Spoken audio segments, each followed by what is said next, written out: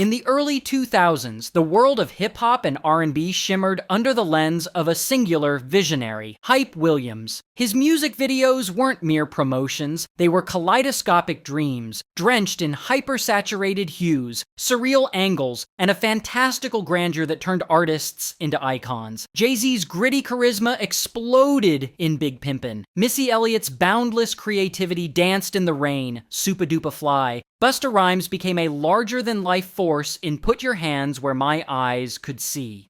Williams' work was a cultural touchstone, earning him whispers as the Michelangelo of hip-hop's golden era. But in the wake of a devastating tragedy, the man who painted music with light retreated into silence, leaving behind a legacy both luminous and haunted. Born Harold Williams in Queens, New York, Hype was a child of art, sketching graffiti on subway walls before dreaming of broader canvases. His passion for painting evolved into filmmaking, a medium where his perfectionism and disdain for convention could thrive. Solitary by nature, he preferred the company of his dogs or close confidants over crowded rooms. Interviews were rare, he let his visuals speak, and they roared. His signature fisheye lenses, vibrant palettes, and dreamlike storytelling redefined music videos, elevating them from promotional tools to high art. By the late 1990s, a Hype Williams video was a badge of stardom, a guarantee of cultural immortality. Yet, for all his brilliance, Hype was a private soul, uncomfortable with the spotlight. He once admitted to hating the pressure of saying the right thing in public, preferring to craft statements through his camera. This introspective nature would later cast a long shadow over his story, as silence became both his shield and his burden. In August 2001, Hype Williams was at the peak of his craft, directing Aaliyah's music video for Rock the Boat. The 22-year-old star was a radiant force, her voice a blend of silk and strength, her presence magnetic. The shoot began in Miami, capturing Aaliyah's effortless grace against urban backdrops. The plan was to complete the video in the Bahamas, where the Caribbean's turquoise waters would frame her in a vision of serenity. For Hype, the project was more than a job. It was a collaboration with an artist whose spirit matched his creative ambition. The Bahamas shoot was a whirlwind of beauty and camaraderie.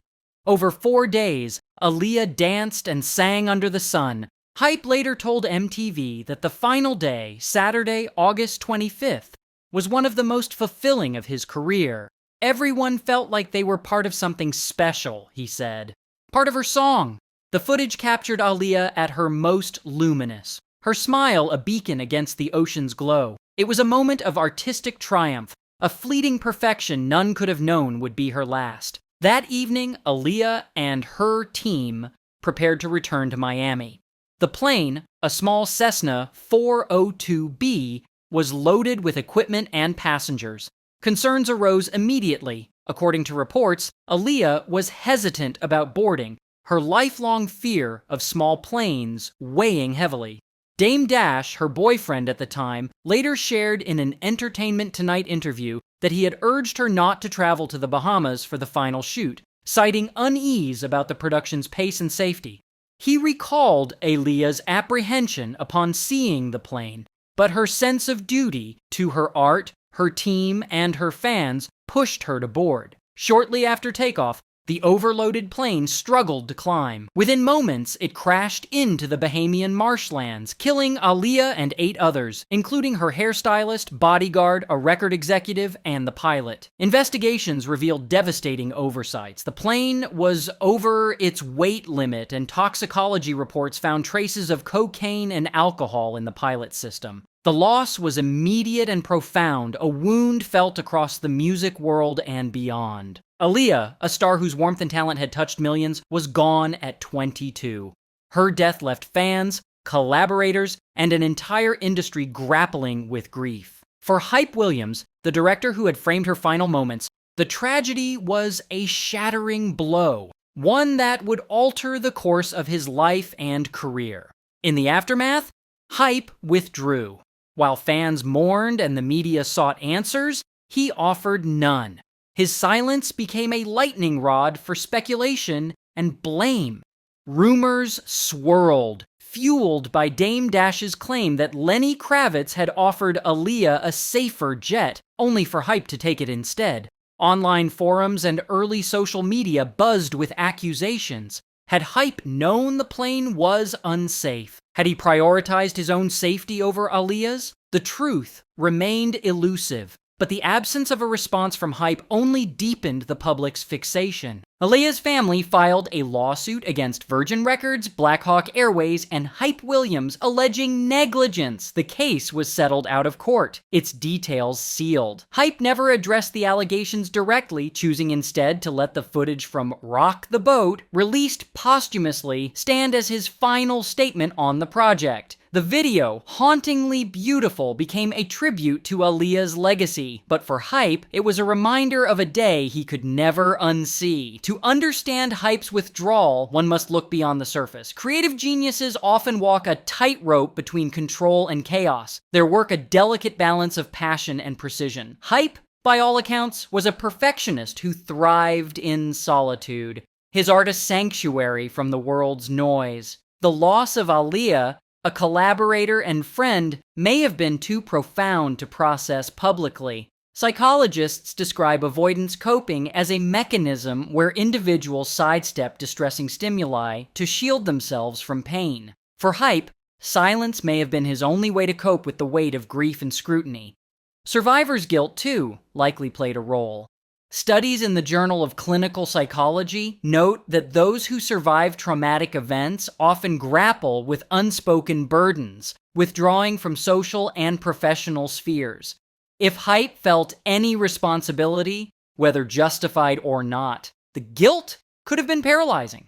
The public's rush to blame him, amplified by unverified claims about the jet, would have only compounded this inner turmoil. How does one return to creating vibrant fantasies when the last set they directed became a site of loss? Hype did not vanish entirely. He continued to direct, but the frenetic pace of his 1990s output slowed to a trickle. In 2006, he quietly received the Video Vanguard Award at the MTV VMAs, presented by Missy Elliott, Kanye West, and Busta Rhymes, artists whose careers he had shaped. The honor was bittersweet, a nod to a legacy that felt increasingly distant. By then, Hype had become a ghost in the culture he helped define, his name no longer synonymous with every major video release. His 2010 collaboration with Kanye West on All of the Lights briefly reignited attention, but for the wrong reasons. Critics, including filmmaker Gaspar Noé, accused Hype of plagiarizing the title sequence of Noé's Enter the Void. Noé's scathing remarks in a Daily Beast interview criticized Hype for emblazoning his name across the video, a move seen as uncharacteristic for a director who once let his work speak for itself. The controversy, coupled with complaints from epilepsy advocates about the video's flashing lights, further tarnished Hype's brand. The video was re-edited, and Hype receded once more. By the 2000s and 20s, Hype's creative output had shifted. His Instagram, once a showcase of music video stills, now brimmed with snowboarding footage, crisp, serene shots of powdery slopes and solitary rides. It was a far cry from the bombastic visuals of his heyday, suggesting a man seeking peace in quieter pursuits. In 2022, he directed a sleek campaign for Tom Brady's Brady Golf, its minimalist aesthetic a departure from his earlier extravagance. The flair was still there, but it felt restrained, as if Hype had traded the chaos of fame for something more controlled. The music industry, too, had changed. The era of million-dollar music videos, once a staple of MTV and BET, had given way to streaming platforms and TikTok-driven discovery. Visuals were no longer essential. Many chart-topping songs relied on lyric videos or short social media clips. Hype, whose work thrived on grandeur, found himself navigating a landscape that no longer valued his craft in the same way. Yet, the past refuses to fade. Each time Hype posts online, he is met with a barrage of comments demanding answers about Aaliyah's death. The accusations vary. Some claim he knew the plane was overloaded, others repeat the jet story, but the sentiment is unwavering. For many fans, Hype remains a symbol of unresolved pain, his silence interpreted as indifference or guilt. The internet, with its relentless memory, does not allow for closure. The facts of August 25th, 2001 are stark. An overloaded plane, a pilot impaired by substances, and safety protocols ignored. These truths, devastating in their clarity, point to systemic failures rather than a single villain. Yet, the human need for accountability often seeks a face to blame. Hype, as the director orchestrating Aaliyah's final hours, became that face for many, an easy target in a tragedy too vast to comprehend. Aaliyah's death was more than a loss. It was a fracture in the cultural fabric. Her music, her grace, her unrealized potential linger in every note of One in a Million and every frame of Rock the Boat. For Hype, the tragedy was a personal and professional crucible. He captured Aaliyah's final sunset, his camera the last to frame her alive. That image, both beautiful and unbearable, may be why he has remained frozen in its light.